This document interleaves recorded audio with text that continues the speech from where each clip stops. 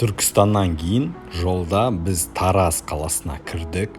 Тараз бұл Жамбыл облысының орталығы, 360 мыңнан аса халқы бар шағын қала. Тараз бізге бірден ұнады, өте таза, жасыл, керемет, жағымды қала екен.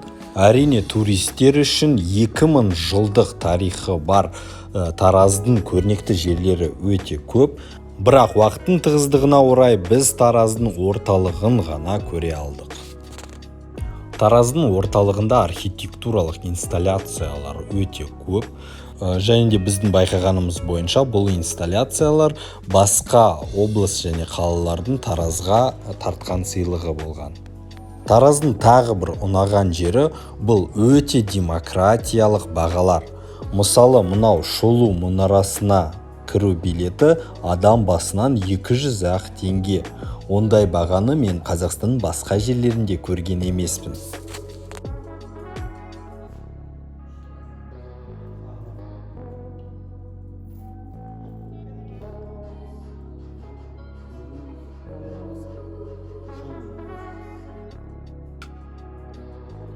Орындалды. Біз Тараз қаласының шолу мұнарасына міндік. Таразға жоғарыдан көрініс. Жоғарыдан қарағанда Таразда биік ғимараттар жоқ екені бірден көрінеді, және де қаланың өте жасыл екені байқалады.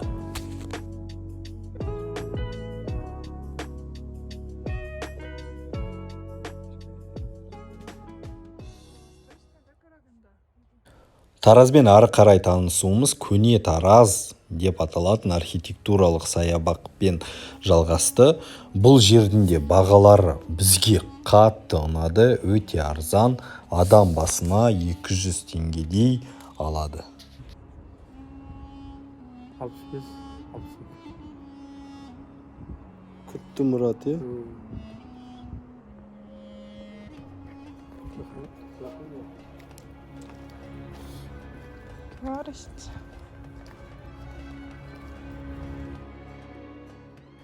Бұл саябақта қазба деректері кезінде табылған көне Тараз қаласының фундаменті жатыр. Менің ойымша біз мысалы Өзбекстаннан келе жаттық. Өзбекстанда осындай ежелгі жерлерді, қалаларды қайтадан қалпына келтіріп, кәдімгідей ғимараттар салып тастаған. Бір жағынан Өзбекстан сияқты осы қаланы да қайта құрып салса, өте керемет саяхаттық жерге айналушы еді. Бірақ екінші жағынан осындай тарихи көріністе қалдырған да дұрыс сияқты.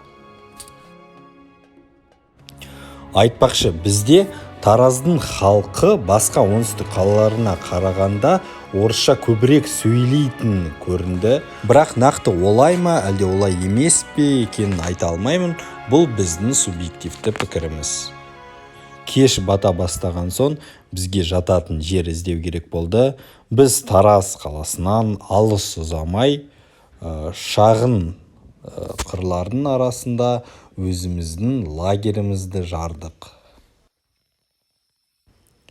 Біз Таразды 1-2 сағат қана араладық.